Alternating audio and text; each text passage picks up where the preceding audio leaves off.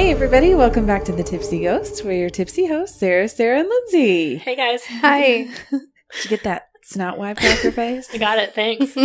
Thanks for making fun of me when I'm sick. Oh, that's not why I'm making fun of you. Make fun of me anytime. I'm making fun of you because Boydston usually gives me the head nod when it's time for me to talk. And Lindsay is now giving me the head nod too. It's like I'm a dog. I did it subconsciously. I didn't even She's know a I stage did it. mom. Yeah. You can do it, honey. I just want to be included in all things. Well, I appreciate the encouragement. Thank you. You're welcome.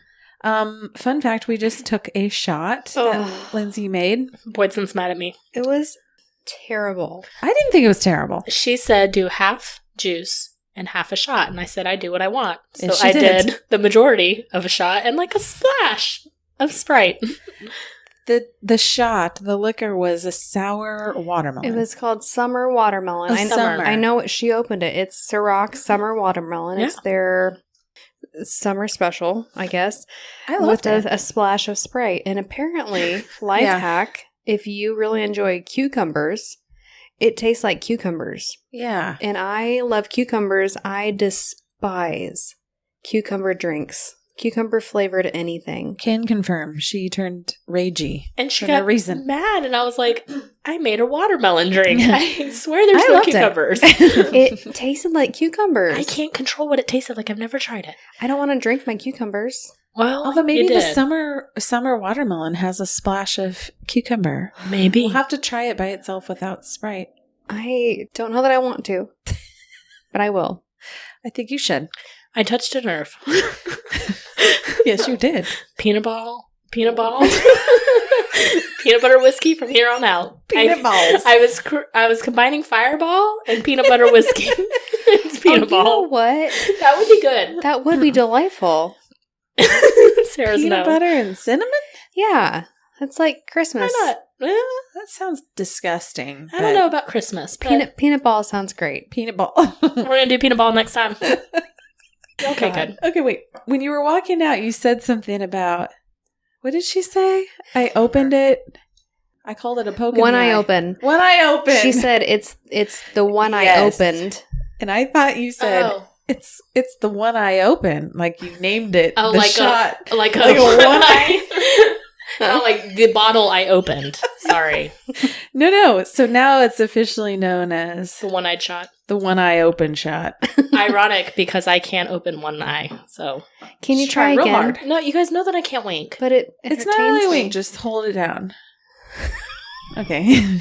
You look Can confirm. suspicious. She cannot open one eye. Flipping you off. I don't know why you think in the past 2 years that I've learned how to wink. I When think in 30 maybe like plus we I just keep haven't. showing you. You'll figure it out. I thought you were practicing. I can't wink. Is that a Well- genetic trait? No, because everybody else in my family can wink. Sorry, you both looked at me like I feel like you should know. no. Everyone else literally everybody in my family can wink, but me. I My think children can It wink. must be a recessive gene. My children can wink, and they are You- 6. You are recessive. Is winking Is it kind of like wiggling your ears? genetic? I cannot wiggle my ears. I cannot either, but I feel like most people can't. Were you googling like recessive traits? Yeah, Yeah. I said, is winking genetic? And you know how Gosh. Google like gives you a list of questions that other people have asked? Yes, autofill. It Yes. says, Is winking. it says, the first part of this is, can a one-eyed person wink? Oh, no. It's just called winking. My answer was, if you only have one eye, then technically you're winking all the time. Aw. And then the title to the webpage that's linked to that is, Oh, no. does Mike Wazowski wink or blink? Somebody has devoted an entire website to this question? To a fictional It is. character. Yeah. And then mine says, can a cyclops wink? I mean, Mike Wazowski is a cyclops, isn't he? Technically, I suppose. There are a lot of weird people on the internet. If you had only one eye, would that be called winking? These are genuine questions. Okay, but Mike and a cyclops are not real. I can blink. I think I'm more confused than ever after I know. Googling I that. feel like that's pretty good, though. All right, there's got to be something that you guys cannot do. Oh, I I can't do do a it lot all. of things. Okay, like what? Make me feel better about myself right now. Public speaking? No. I mean like a bodily, like... Bodily function? Function, yeah. I don't know if that word's right. That most people can do. Can you roll your tongue? That's rolling your R's. I can't roll my R's. You can't roll your R's? No. I can make a hot dog with my tongue. What can you not do? You've been able to do all the things. I can't touch my tongue to my nose. Okay, but like something else that most people can do. I can't wiggle my ears. That's true. I can't either. Most people can't do that. Can you wiggle yours? No. Okay, me either. What do you want to talk about tonight? We are going to do a group paranormal episode about doppelgängers. Doppelgängers. I was going to ask you to say it in German. Well, it is doppelgänger. I know, you read my mind. It is German. Do you want to German. hear how it's German? Sure. Yes, please. Okay. Put simply, a doppelganger is a biologically unrelated lookalike or a double of a living person. A twin. Okay, yeah. In fiction and mythology, they are often a symbol of a bad omen or an evil twin. In ancient Egyptian mythology, a ka was a tangible spirit double having the same memories and feelings as their counterpart. In Norse mythology, it's known as a ghostly double who is seen performing the person's actions in advance. So it's kind of like a premonition, but seeing yourself do it. According to German folklore, all living creatures have a spirit double who is invisible but identical to the living individual. And the concept of the existence of a spirit double, an exact but usually invisible replica of every man, bird, or beast, is an ancient and widespread belief. So this is not just Germany. It's been going on for years and years, and it's kind of across the board. To meet one's double is thought of as a sign that death is imminent. So if you see your doppelganger, You're gonna die. you're dying. When using the term in modern times, sometimes the definition is more relaxed and is simply used to describe any person who physically resembles another person. So it's common to say like, oh, that's your doppelganger if somebody looks like you. But in kind of ancient times, older times, it's serious than that. And so also fairly modern is the application of the term doppelganger, which we'll get to in just a second, in a paranormal setting, which Sarah gets into a little bit later on. Interestingly, a similar idea of an apparition or a living person was coined by Francis Gross in 1787 when he used the term fetch. Stop trying to make fetch happen, Gross. It's never going to happen, okay? But You can't sit with us, okay? in just 12 years after he coins the term fetch to Yes. represent a doppelganger, the actual term doppelganger was born, making Francis the first person who was unable to make fetch happen. He Did you not write make that part yourself? Oh, I did. she was mad that we stole her joke. We were a little early. Sorry. We should have let you. We should have had more faith in your Mean Girls history. And here we come to the term doppelganger, which stems from the German language and translates literally to double walker. Double goer. Devil or double? Double. Double walker. Okay. Double walker or double goer. It was first noted in 1796 in the German novel Siebenkäse. Yes. Käse. Siebenkäse. Siebenkäse. I've read it. It's great. By Jean-Paul. It means... let me guess. Okay. Do it. Siebenkäse means 7 cheese. It literally translates to 7 cheese. You are so impressive. Thank you. That is amazing. That's the last name of the star of the novel. So Mr. Seven Cheese, Sir 7 cheese. Sir Seven Cheese, is unhappily married, and he goes to talk about it with his friend, Body Giver. Ooh, I don't know that one. But plot twist, Body Giver is Seven Cheese's alter ego or doppelganger, who then convinces Seven Cheese to fake his own death in order to begin a new life. Makes sense. Okay. And he does. He finds new love, and he maybe lives happily ever after. I didn't read the book. Okay. I don't know. But Disappointing. I think he did.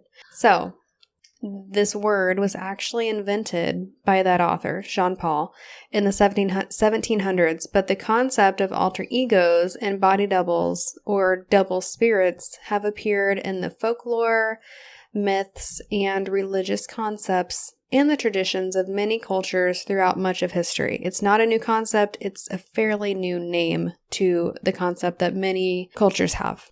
Okay, so we're going to go over some of the most famous cases of doppelgangers.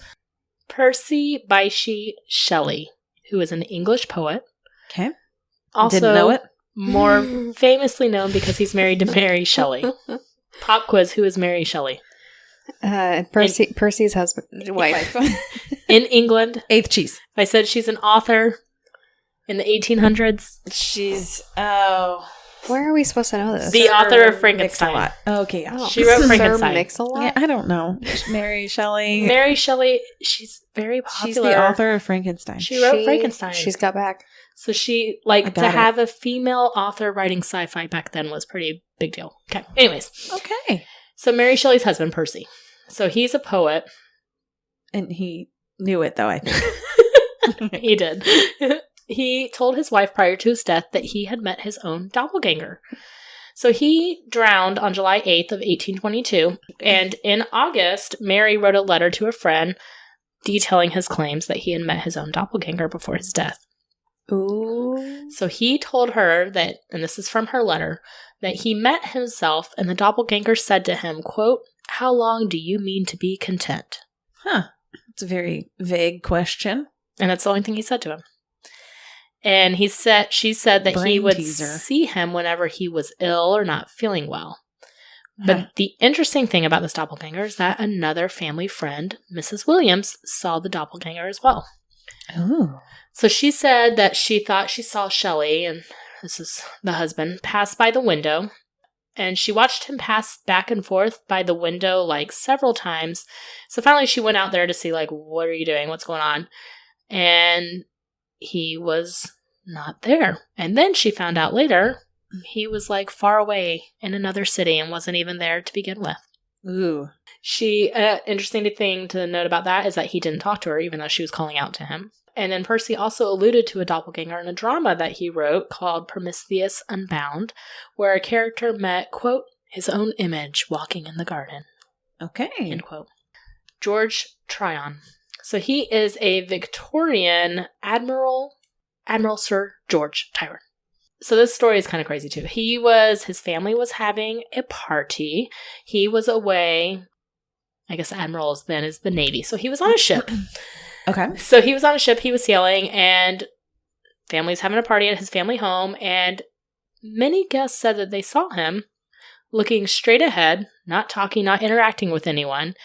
And this was on June 22nd of 1893. And they all thought that was weird because he was supposed to be on his ship.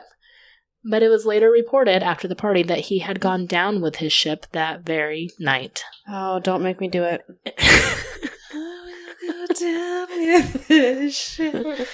I'm sorry. Remember I couldn't when help Lindsay it. thought that was Celine Dion? Yeah. I did.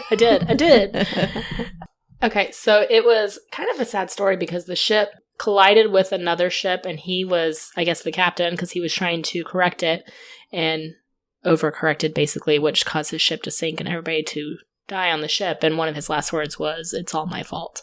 Aw. So it's kind of sad, but he was seen at a party. I wonder how they knew that was his last words if everybody died. Oh my gosh. I didn't think about that. Why are you poking holes in this story? I didn't need to. He wrote it on a waterproof diary. I mean, He it wrote could it have on been the on the closet log. wall. That was the thing to do. Captain's log. He wrote it in the captain's log. Since social... My last words are... It's all my fault. It's all. Maybe there were some survivors. I don't know. We'll see. I was not trying to poke a hole. I genuinely was You curious. poked a hole in my story. How dare you? It's one of life's questions. Does Mike Wazowski blink or wink?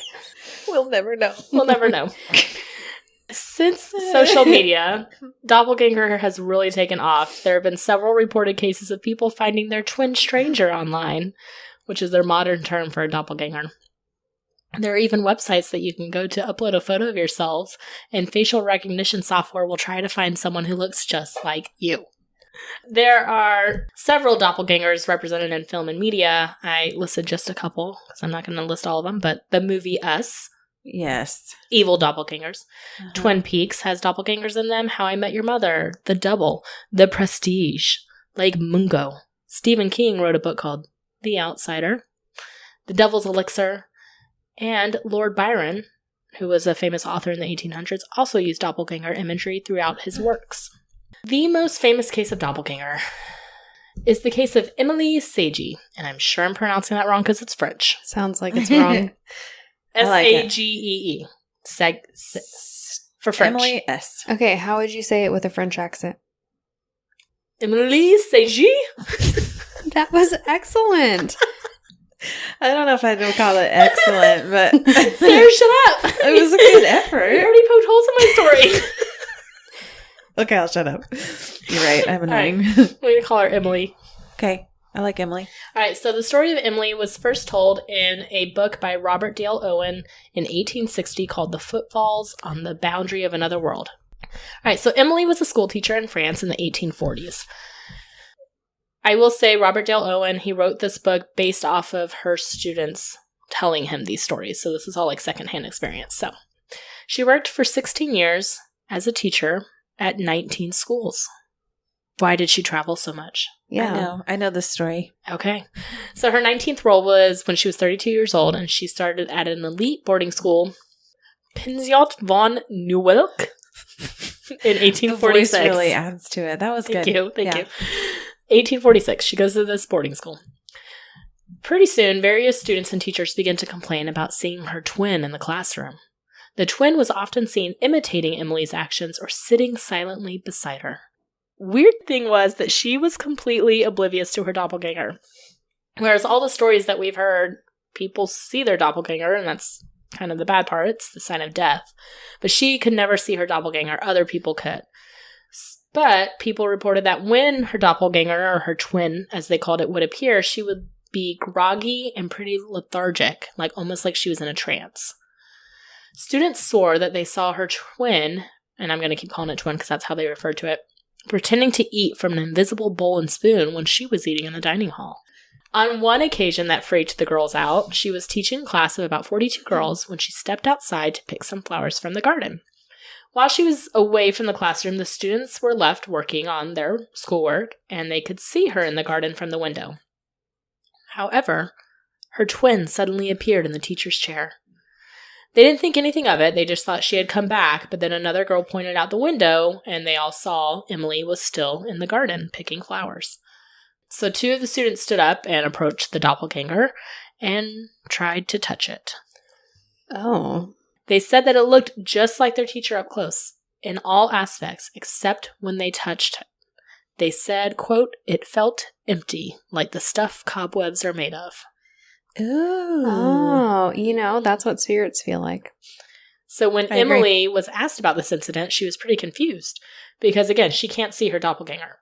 So she said that she recalled having an urge suddenly to go inside the classroom to see the children while she was picking the flowers. And I think that's when she felt her twin being touched. All of a sudden, she was like, I have to go inside. Ew. So the thing with this story, who knows if it's true? Like I said, Dale Owen's book is the only known account of Emily, and he reports that he got it from other students. But if she was really at 19 boarding schools, you think there would be a lot more eyewitness accounts than just at this one school. And there's no solid documentation to show that she lived, except there was a family with that last name who lived in France around that time. But it's an interesting story. For sure. A couple other people who are pretty famous. Johann Wolfgang von Goethe. He was a German writer, poet, and politician. But it's not Van Gogh. What is it? Van Gogh. Van Gogh. Goethe. Johann Wolfgang von Goethe. He's in all of my Duolingo training. Oh, okay. He's a poet. He's a poet? Yeah. And he knows it. He does know it. So one day he was pretty depressed and riding around after he left a girl named Frederica. Frederica? Yes, I think you're right. Yes. Suddenly, he saw a mysterious person riding toward him. So the person looked like him, although he was wearing different clothes. After looking at him, the figure soon disappeared, and he forgot all about it. But 8 years later, he found himself riding down that same footpath in the opposite direction and realized that he was wearing the exact same clothes that his doppelganger had worn years ago. Oh, like a premonition. So maybe he saw himself in the future. Catherine the Great. So one night, Catherine the Great was lying in her bed when servants ran upstairs and told her that they had just seen her in the throne room. So Catherine, of course, gets up, she goes to investigate, and finds her doppelganger sitting calmly on the throne. She immediately ordered for her guards to shoot, not knowing who it was. The stories don't really tell whether the bullet had any effect, but Catherine herself died soon afterwards. It's a bad omen. Here's another bad omen. Queen Elizabeth I. Oh. She claims that she also witnessed her doppelganger. According to her, she was lying on her bed and saw her doppelganger laying next to her like a corpse laid out for presentation. Quote. Like Sarah sleeps. Yeah. Yes. I'm a vampire. So this was pretty terrifying to her because back then they thought this was a certain sign of death. You know, you see yourself laid out like a corpse. They didn't know Sarah. I'm currently sitting like one. And Queen Elizabeth I died soon after seeing her doppelganger. Another omen. The last omen that I have is of our favorite person. I was hoping you would include him in this story. I mean, it's a good one. You got Abe to. Lincoln. That's my favorite doppelganger story. He saw his doppelganger. He did. On the night of his first election, Abraham Lincoln glanced in the mirror and saw himself. But he had two faces. There was a second Lincoln in the mirror, who was pale and ghostly, looking back at him, right next to his own face. Startled, he would rise from the couch, but the doppelganger disappeared. He sat back down and saw the doppelganger again in the mirror. So Lincoln was a little like, this is weird, but Mary... Yes, the seance queen. Mary was terrified. She knew what was up. She was marified. Mary knew what was so up. Good at that. Mary knew what was up. So she was convinced that this was bad news and a bad omen and said that it was a certain sign that he would be reelected on a second term because there was 2 Lincolns, so 2 terms, but that he would not survive his second term because the second Lincoln looked like he was dead. Lincoln went on many times to repeat this experiment on the couch, and sometimes he would see his doppelganger and sometimes he didn't. But eventually, he stopped seeing his doppelganger, and we all know how his second term ended. Yes, he was elected and died shortly after. According to Sarah's story, he also had a premonition. He did. Of his own death. Yeah. Yes. All right. I went ahead and included a paranormal example for us because, obviously I had to. And that is at Waverly Hills Sanatorium. Dream location to investigate? Dream location, yes. Totally. We've got to go there.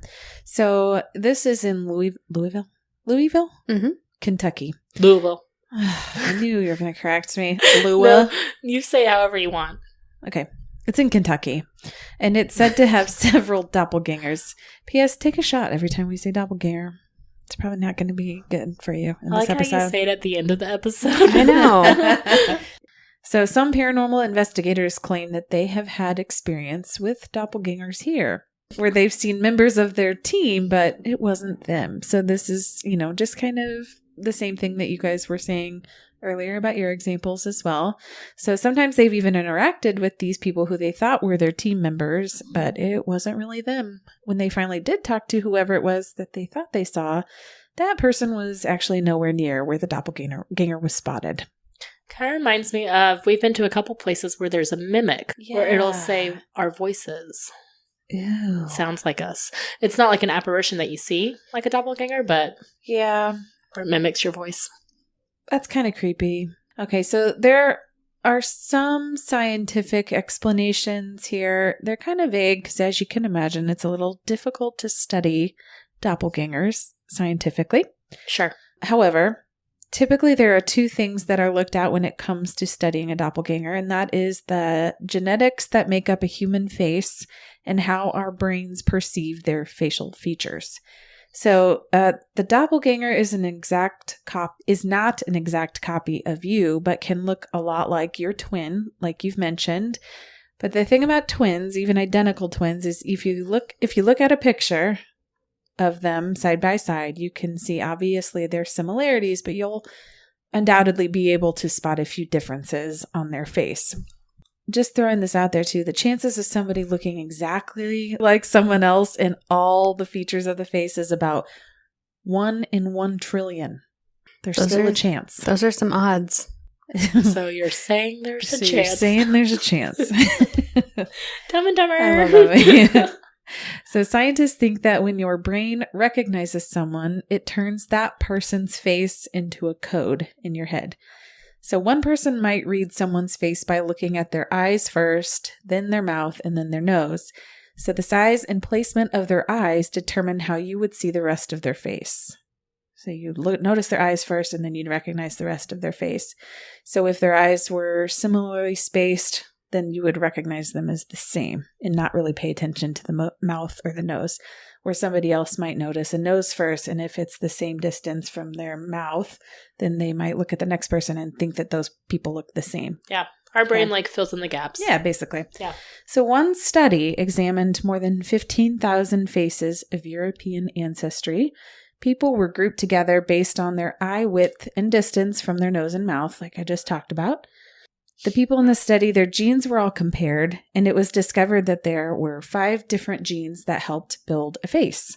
So eventually, these genes were used to help build a tool that can rebuild a face from a single piece of DNA. And this is especially helpful when you're looking at like true crime and you're trying to figure out what the person looked like. Yeah. So scientists also studied something called, prosopagnosia. Uh-huh. Are you familiar with this term? I am not. It's known as face blindness. So for some people... Oh, yes. Yes. There was a... You know this term? I feel like there was a book about this. Not Oh, about then this, I would not know. but it was like a plot twist in a book. I do know about face blindness. We've talked about it in psychology. You look it up. I'm going to tell you what it is. For some people, recognizing faces is impossible due to face blindness. And for them, people whom they've known their whole life may appear to be strangers. And it's linked to damage in the region of the brain known as the fusiform gyrus that helps make out faces. Okay. So the part of your brain that recognizes faces gets It's damaged. And all of a sudden you don't recognize people. Yes. Makes sense. Rock, paper, scissors. I have heard of that book. I have not read it. Okay, well, Now you gotta Spoiler read it. alert, you just told me it has to do with face blindness. it does, and that's part of the plot. So you should read it. Yeah. Noted. Report back. That's how I've heard of this. A photographer named Francois Brunel has spent almost 14 years researching doppelgangers. His project is called I'm Not a Lookalike. So I'm unique. Basically, but in more words. And it's a collection of photographs who look alike around the world. And it's all on his website. And his goal is to reach 200. And at the time of this, like last year, he was at 140. So he may be a little closer. You can go to his website and check him out if you want to. The other website is, Lindsay touched on it a little bit, and it's called Twin Strangers. And it helps people find your own doppelganger. And you post your photo and wait for them to find your twin. So there are a couple of other theories that have been used to describe doppelgangers. The first one is the mystical abilities theory.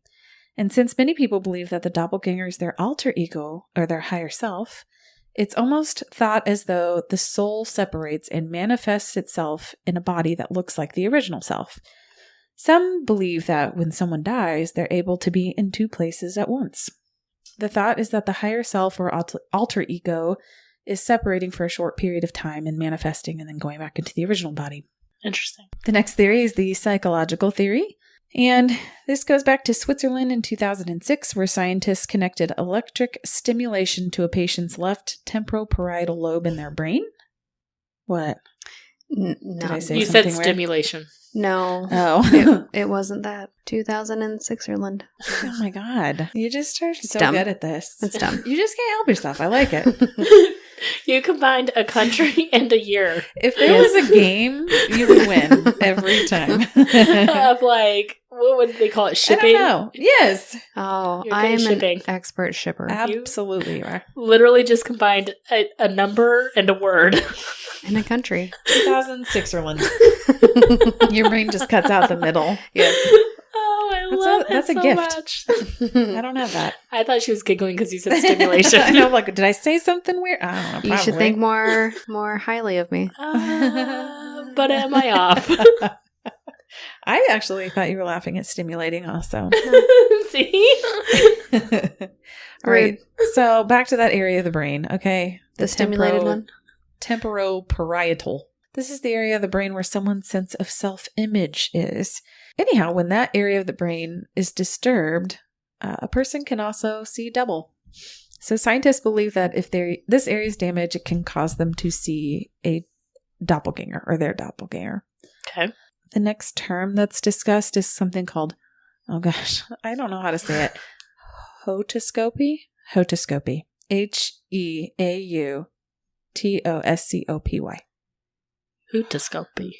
Hotoscopy? Hout? Hotoscopy? You get the idea. What is it? It's a term used to describe the hallucination of seeing one's own body at a distance. And it's a possible symptom in schizophrenia and epilepsy and could be an explanation for the doppelganger phenomenon. In fact, you'll hear a lot of physicians say that doppelgangers are a result of somebody with schizophrenia. But then you're also like, all these people who've seen their doubles do not have schizophrenia in the world. So Boydston talked a couple times about the evil twin theory. And there have been cases when a doppelganger does bad or evil things that the original person wouldn't do. Some think that it's a demon or a jinn. Do you say it like jinn? I say it like to a Jen. person. Like Jin? Jinn. Jin? No, I say Jen. Okay. I could be wrong. Don't ever take my word on pronunciation ever. I could be wrong. But you know what I'm talking about. Yes. Yeah. Yeah. But they manifest to cause problems in the person's life. And so there's just a few that are in relation to spirits, ghosts, and doppelgangers. It kind of attaches them all together. And that's number one, that they're a demon, obviously. They've said to take a solid human form for a short period of time. And some demons have the ability to take on the appearance of anyone that they choose. So maybe they chose to be you. I mean, I believe it. And they're there to tell you you're going to die. It's like the Grimm. Yeah, go do bad things. And I'm really sorry if I mispronounce this one too, but it's the Nunehi theory. This comes from the Cherokee Native Americans, and they have stories about this Nunehi. They are a type of spirit that are rarely seen by humans, and when they do manifest, they appear as somebody that you know, or perhaps yourself. Apparently, if you offend them, you'll die a few weeks later, which sounds a lot like the doppelgangers that you're talking about. Sure. And the bad omen theory, we've mentioned several times. This is the thought that if you see your own doppelganger, something bad's going to happen. And the last one is the soulless creature theory. Uh-oh. These are all kind of the same, I feel like, but this is when the doppelganger has no soul. This person, quote unquote, has no reflection or shadow. So what's that make you think of? A vampire. It's a vampire. They're a vampire. Yeah. And that's it. What are your thoughts on the doppelganger? I don't know. I feel like I'm inclined to believe it's a bad omen. Yeah. I don't know. Well, I think back to like our Denver story. Weren't we talking about doppelgangers roaming in the tunnels? Yes. Down in the Denver airport? Yes. Mm-hmm. I don't know how much I believe in those theories. Right. But, I mean, the thought that maybe there's somebody that looks genetically almost identical to you out there, I believe it. That there's somebody out there that looks very, very similar to you. There's a lot of people in this world. See, I like to think it's more like a spiritual doppelganger. Yeah. I like to think not like that a physical person. I am unique in my appearance, but the spirits can replicate me. Yeah, I get that too. What do you think, Linz? I don't know. Like, So you're telling me you believe in demons, no, but you don't believe in a demon who can take form of yourself? that I do believe. Okay, so that would be a doppelganger. I believe that's what I was kind of getting at. That I think it's like I could see it as like a demon or something. I see. Trying to cause trouble and just mess with you. Yeah. There's a lot of people out there. Like I even look on like the celebrity doppelgangers. Yeah. There's people on there I can't even tell apart. For sure. Like real people. Yeah, that like look real people. Like you said, there's just so many people in this world. Of course, I someone's know. going to look like you. The stories, though, that I found the most interesting are like, you know, people like you and me, and they're saying that they woke up in the middle of the night or they saw their husband in the closet and talked to them, and that person looked over their shoulder and didn't make a noise or something. This is a story I heard about. And then looked over, and then their husband's actually in the bed with them, but they fully saw that person in the closet. So that that one's kind of freaky. Yeah. When you feel like you see somebody that you know. When you see someone else's doppelganger, not your own. Yeah. Yeah. All right, guys. Thanks so much for tuning in this week to our group presentation on paranormal, aka the Doppelgängers. You can always find us at thetipsyghosts.com. Add the W's first, please. 3 W's. Why did I stutter on .com? I don't know. We're not .org. .edu. .edu. .gov. thetipsyghost.gov. Can you imagine? The government would shut us down so fast. .ca is what it is. Oh, no. You can find us at thetipsyghost.com with our socials all linked from there, or send us an email at thetipsyghost@gmail.com. So many .coms. Gosh, I can't help it. Please give us a 5-star rating and a great review anywhere you listen to podcasts. We really appreciate it, and it really does help. All right, guys. Thanks so much. We will catch you next week. Okay, bye. Bye.